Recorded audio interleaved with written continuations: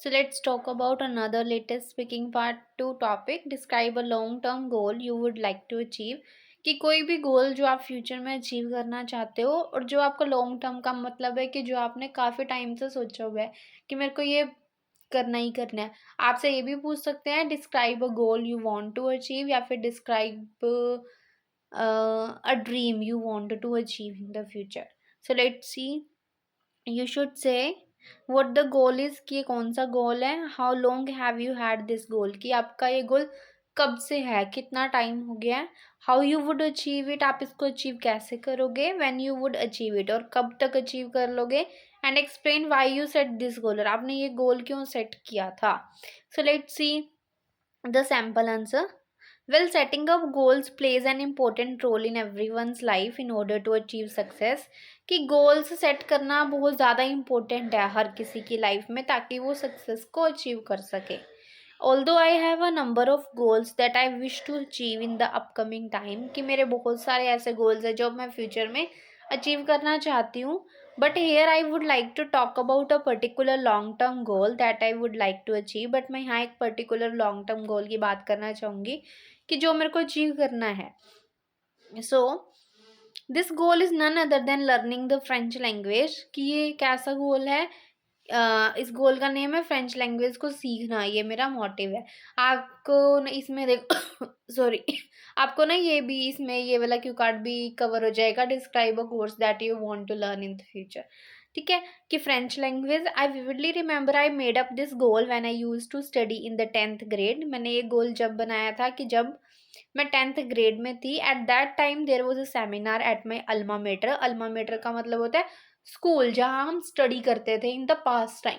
ठीक है कि एक सेमिनार लगा था मेरे स्कूल में that was conducted by foreigner. जो फॉरेनर्स ने कंडक्ट किया था who informed us about the importance of this skill.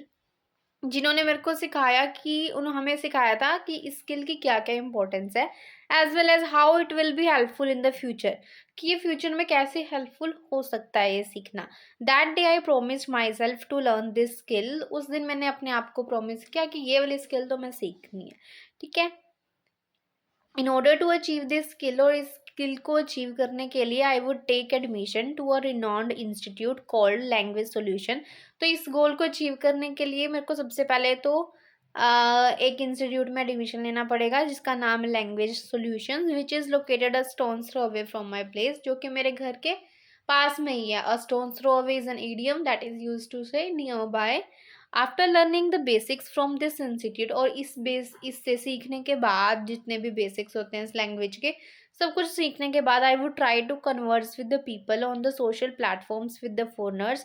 कि मैं इस लैंग्वेज में ही सोशल प्लेटफॉर्म्स पर अलग अलग फॉरनर्स से कन्वर्स करना चाहूँगी, बात करना चाहूँगी ताकि मेरी प्रैक्टिस अच्छी हो जाए. It is a 1 year course. ये 1 year का कोर्स है. So I think after 2 years of continuous practice, तो 2 साल की कॉन्टीन्यूस प्रैक्टिस करने के बाद I would learn this skill completely. तो ये वाली स्किल मैं काफ़ी अच्छी तरीके से सीख जाऊँगी. I if I talk about the reasons, अगर मैं रीजंस की बात करूँ why I establish this objective कि मैंने ये ऑब्जेक्टिव क्यों रखा. देर आर सो मैनी, बहुत सारे रीजंस हैं. The prominent one is that सबसे पहला तो यही है कि this is the second official language of Canada. कि ये जो फ्रेंच है वो सेकेंड ऑफिशियल लैंग्वेज है कनाडा की. Where I want to pursue my higher education, जहाँ मैं अपनी हायर एजुकेशन करना चाहती हूँ. So this language will be very beneficial for me to communicate with the people over there. तो ये वाली लैंग्वेज मेरे को बहुत ज़्यादा हेल्प करेगी कि जब मैं वहाँ जाऊँगी तो वहाँ के लोगों से कनेक्ट करने में. Another reason is that by learning this dialect, और दूसरा रीज़न ये है कि डायलैक्ट का मतलब होता है लैंग्वेज. कि इस लैंग्वेज को सीखने से I will be able to apply for a world wide organization. मतलब मल्टीनेशनल कंपनी में अप्लाई करने के लिए एबल भी हो जाऊंगी which will allow me to obtain international work experience. जिससे क्या है मेरे को इंटरनेशनल वर्क एक्सपीरियंस भी मिलेगा.